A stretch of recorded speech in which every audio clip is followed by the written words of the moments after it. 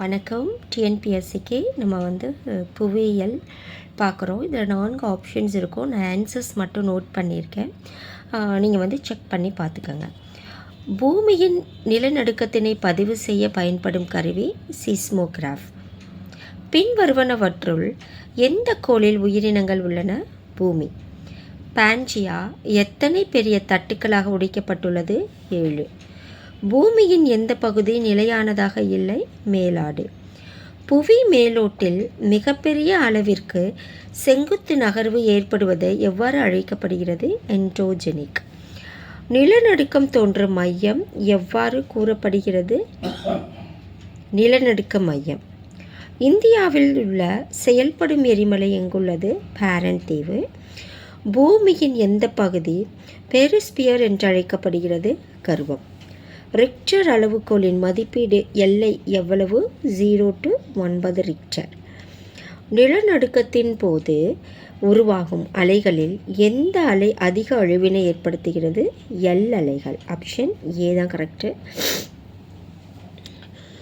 Mount Kilimanjaro எந்த கண்டத்தில் உள்ளது? ஆப்பிரிக்கா கண்டம். தமிழ்நாட்டில் உள்ள இறந்த எரிமலை குன்று எது? திருவண்ணாமலை குன்று. ஆக்சீகரண செயல்முறையானது இவ்வாறு அறியப்படுகிறது: இரும்பு துருப்பிடித்தல். குருட்டாறுகள் உருவாக்கப்படுவது பள்ளத்தாக்கு பாதையில். பீச்கள் எதனுடன் தொடர்புடையவை? அலைகள்.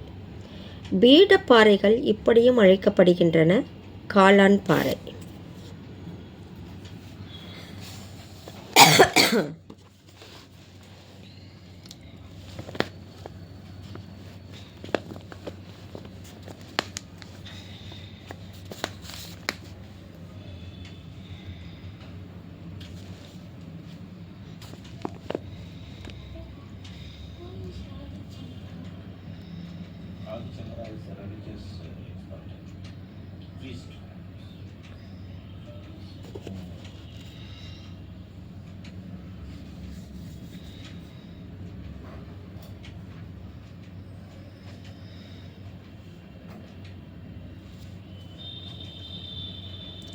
அடுத்து